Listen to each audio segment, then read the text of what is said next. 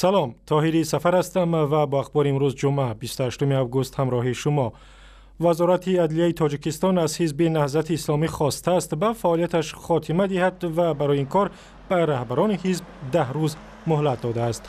در نامه وزارت عدلیه که روز 28 آگوست خبرگزاری دولتی خاور نشر کرد آمده است تا کنون در 58 شهر و نواحی تاجیکستان سازمان‌های ابتدایی حزب نهضت بر هم خوردند و این حزب حق ندارد که خود را عمومی جمهوریوی اعلام کند و انجمن برگزار نماید. از این پیش حزب نهضت اسلامی گفت می‌خواهد نیمه دوم ماه سپتامبر انجمن حساباتی و انتخاباتیش را برگزار کند. مقامات تاجیکستان همین هفته با درخواست دادستانی قرارگاه مرکزی حزب نهضت در دوشنبه را بستند، زیرا به گفته دادستانی این بنا غیر قانونی خریده شده است. نمایندگان این تشکل مخالف دولت تاجیکستان میگویند درخواست وزارت عدلیه برای قطع فعالیت قانونی نیست و تنها دادگاه عالی حق دارد فعالیت حزب نهضت را قطع کند.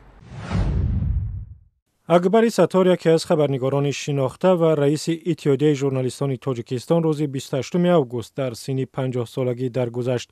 به گفته نزدیکانش تنی بیجان اکبر ستار را برادرش در بوستانسرای او در کنار شهر دوشنبه پیدا کرده است. سبب مرگ اکبر ستار هنوز معلوم نیست. این خبرنگار معروف از سال 2007 رهبری بزرگترین سازمان ژورنالیستی تاجیکستان را بر عهده داشت و عضو کمیسیون مرکزی انتخابات تاجیکستان بود. او مؤسس چندین نشریه از جمله دایجست پرس و چرخ گردون بود که بعد ختم جنگ داخلی در دوشنبه به نشر رسیدند.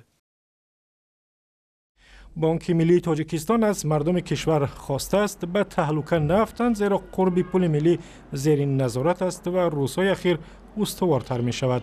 در یک گزارش مخصوص درباره تاثیر تلاطم در اقتصاد چین به وضع سامانه، بانک ملی تاجیکستان گفت 3% پایین آوردن قرب یوان در چین سبب افزایش نرخ‌ها در بازارهای جهانی از جمله تاجیکستان شد.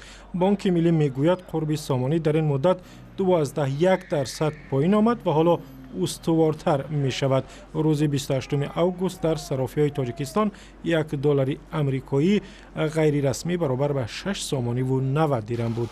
ارزش سامانی بعد بد شدن وضع اقتصادی روسیه و کم شدن پول مهاجران تاجیک در مقابل دلار پایین آمد.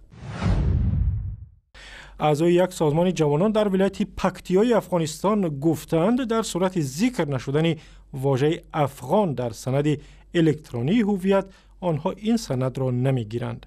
اعضای جرگه مشترک پکتیا در نشست روز 26 آگوست این مسئله را بررسی کردند و از حکومت افغانستان خواستند در سند نو که جای شناسنامه ها را میگیرد واژه ملت افغان را حتما ذکر کنند.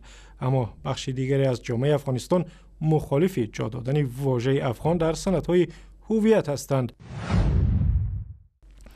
مقامات تاجیکستان میگویند به یک جوانزن معیوب که ماهی پیش قصد خودکشی کرد برای بنیاد خانه زمین میدهند.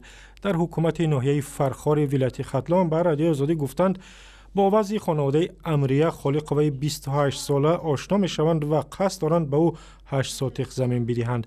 امریه خالق وی معلول که شوهرش او و پسر 4 ساله معیوبش را رها کرد چند پیش به رادیو آزادی گفت جای برای زندگی ندارد و از سختی زیاد میخواست خودکشی کند.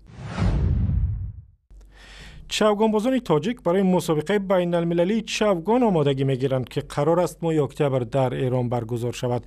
تمرین چوگانبازان کشور در ولایت سوخت و در نخستین مکتب اسب سواری صورت میگیرد که فقط نیم سال پیش در ولایت باز شد و نخستین مکتب اسب سواری در تاجیکستان است. چوگانبازان تاجیک میگویند کوشش میکنند با وجود تجربه کم هنر خود را به مخلصان بازی چوگان نشان بدهند.